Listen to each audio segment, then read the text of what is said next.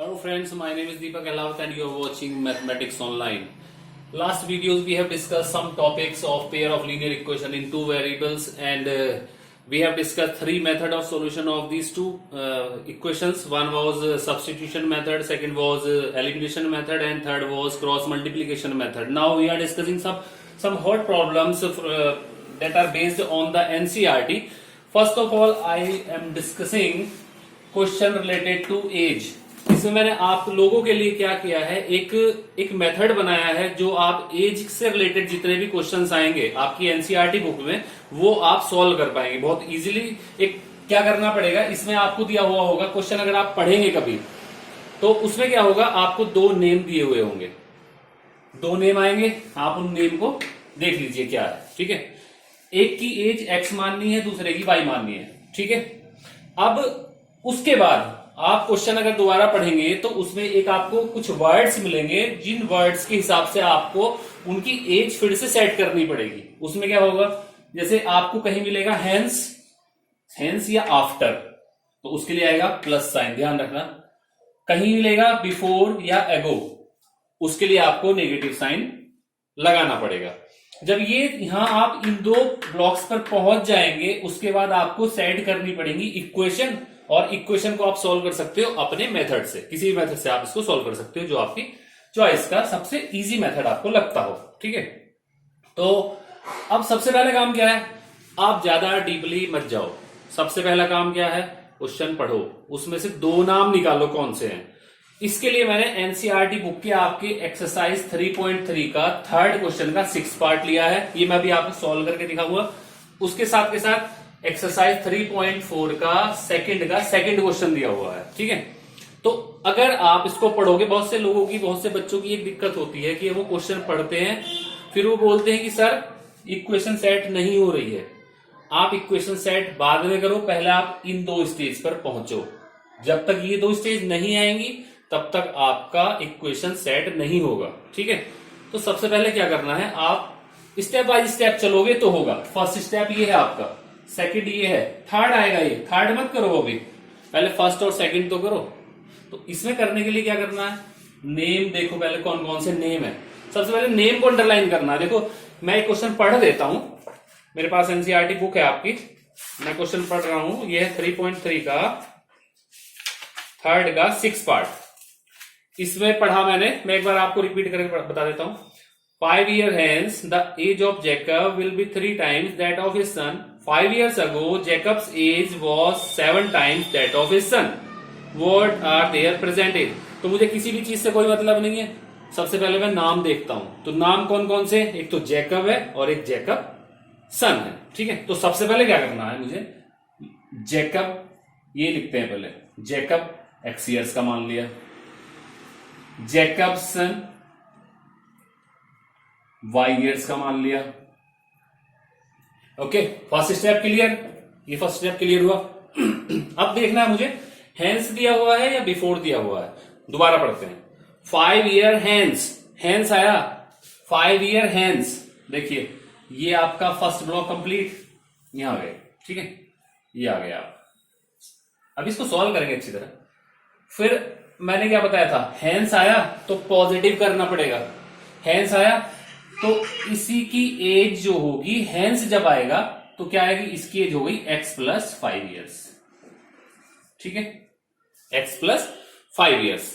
और आगे पढ़ते हैं तो इसमें आता है 5 years ago। ध्यान से पढ़ना है इस क्वेश्चन को, आपके पास सभी के पास एनसीईआरटी होगी। 5 years ago, तो एगो के लिए मैंने क्या बताया था, एगो वर्ड आ रहा है तो नेगेटिव होगा, तो इसका मतलब दोनों की पहले एज लिख लो आप, यानी x plus 5 and y plus 5। ये तो दोनों की एज आ गई जब हैंस लिखा हुआ था। अब आया आपका अगो, लिखा हुआ है कितने ईयर्स अगो, 5 years अगो। ठीक है, तो ये आपका आया अगो के लिए। एगो के लिए भी दोनों की एज लिखनी पड़ेगी, लेकिन साइन कौन सा आएगा, नेगेटिव, क्योंकि पहले x माइनस 5 और y माइनस 5 ईयर्स। देखिए यहां कॉमन मिस्टेक क्या है, देखो मैंने बहुत सारे बच्चों से मैं बात करता हूं, कभी कभी मैं जैसे एग्जाम्पल पूछ लेता हूं कि मान लो आपकी एज अभी 10 ईयर्स है, x ईयर्स है, तो बताओ 5 साल बाद आपकी कितनी एज होगी? तो वो बिना सोचे समझे जवाब देते हैं 5x। भाई अगर आपकी एज अभी 10 ईयर्स है तो 5 साल बाद क्या 50 ईयर्स होगी? ऐड ही करोगे ना। तो ऐड करते हैं हैंस में और आफ्टर में। ओके, सेम कंडीशन है। अभी आप अगर x ईयर के हो तो 5 साल पहले 5 ईयर्स बैक कितने साल के रहोगे? x minus 5। केवल एक छोटा सा कंसेप्ट है जो आप अपनी रियल लाइफ को एडजस्ट करके सोच के बता सकते हो। ये आ गया, ठीक है। अब ये यहां तक अगर आपकी समझ में आया, आप अब इसकी इक्वेशन सेट करेंगे। इक्वेशन सेट करने के लिए एक बार क्वेश्चन और पढ़ो। देखो बच्चों, जो क्वेश्चन होता है वो अपना जवाब खुद रखे हुए होता है। आपको जब तक क्वेश्चन समझ में नहीं आएगा तब तक आप कुछ नहीं कर पाओगे, ठीक है। तो एक बार क्वेश्चन फिर पढ़ते हैं। 5 ईयर हैंस। अब इस हैंस वाली कंडीशन को सेटिस्फाई कराते हैं पहले कि वो 5 साल पहले 5 साल बाद क्या हुआ था। तो क्या कहा उसने? 5 year hence the age of Jacob will be 3 times that of his son. इतना एक सेंटेंस बनता है। आप क्या कहा उसने? 5 साल बाद जो जैकब की एज थी वो अपने बेटे की एज का 3 टाइम्स थी। तो इट मींस क्या हुआ? जैकब जो था वो सन से 3 टाइम्स था। ये तो हुआ। तो आपको अब इस पे नहीं जाना है, आप कर रहे हो 5 साल बाद की बात। तो आप ये वाली एज लोगे। तो जैकब की एज क्या थी इस time? x plus 5 equal to 3 into son की एज क्या थी? y plus 5। यहां से एक इक्वेशन आएगी। कैसे आएगी? x plus 5 equal to 3y plus 15। Adjust कर लो। x minus 3y equal to, ये माइनस में जाएगा इधर, 15 माइनस 5 10। क्वेश्चन नंबर 1 आ गई। क्लियर है? कोई डाउट? कमेंट में अगर कोई डाउट हो तो कमेंट में बता सकते हो, मैं फिर से इसको रिपीट कर दूंगा। वैसे आप इसको वीडियो को अगर एक बार फिर देख लोगे तो बहुत अच्छी तरह समझ में आ जाएगा, कोई दिक्कत नहीं होगी। अब हैंस की बात खत्म, अब एगो पे आ जाओ। Jacobs 5 years ago. अब 5 ईयर्स एगो में वो क्या कहना चाह रहा है? वो कह रहा है जैकब्स की age, Jacob's age was 7 times that of his son. तो आपको केवल ये चीज देखनी की जो 5 साल पहले थी जैकब की एज वो अपने सन की एज का 7 टाइम्स थी। तो 5 साल पहले की जो एज है वो ये है। तो यहां पे आएगा जैकब इक्वल टू सन और इसका था वो 7 टाइम्स, ठीक है। तो यहां पे क्या रखोगे आप? जैकब की एज रखोगे। जैकब की एज क्या होगी? x minus 5 equal to 7 y minus 5। इसकी एक इक्वेशन ये आएगी। क्या आएगी? x minus 5 equal to 7y minus 35। इसको एडजस्ट करेंगे। x माइनस 7y, इधर माइनस का प्लस होगा, इक्वल टू माइनस 30 बचेगा। Equation number 2। Now you get the 2 equations 1 and 2 and you can use any method whatever you want, that is substitution, it may be substitution, elimination और cross multiplication method। मुझे लग रहा है कि ये चीज आपको समझ में आ गई होगी। पिछले वीडियो मैंने इन सब मेथड्स को बता दिया आपको। अगर मैं आपको लिंक प्रोवाइड करा दूंगा इसका कि जो मेथड, ये मेथड 3 मैंने बताए थे और आप इसको सॉल्व कर सकते हो अपनी मर्जी से, ठीक है। अब इस क्वेश्चन पे आ जाओ। 3.4 का सेकंड क्वेश्चन वही एनसीईआरटी का है। 5 years ago Noori was thrice as old as Sonu. मुझे 2 नाम मिले, कौन कौन से? नूरी एंड सोनू, ठीक है। तो मैं क्या करता हूं, नूरी इसको क्या लिखूंगा मैं? x years। सोनू इसको क्या लिखूंगा मैं?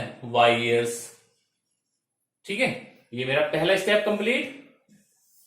अब मैं क्या पकड़ूंगा? मैं 2 वर्ड्स पकड़ूंगा, हेंस आफ्टर हो, बिफोर हो या एगो हो। क्या मुझे दिया हुआ है तो पढ़ते हैं फिर से।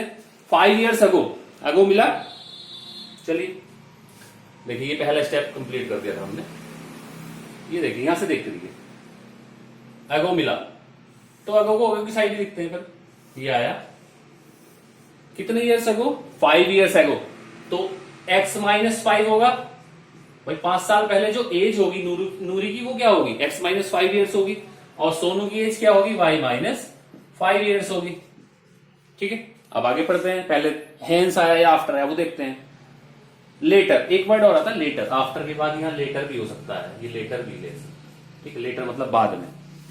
तो इसने कहा 10 years लेटर, बस इतना ही बहुत है। 10 years लेटर। तो ये लेटर के लिए एक डायग्राम ये बन गया। इसकी एज क्या होगी 10 साल बाद, क्या एज होगी नूरी की 10x तो नहीं होगी ना, x plus 10 years, x plus 10 years. और जो सोनू है उनकी एज क्या होगी y प्लस 10 ईयर्स। क्लियर है?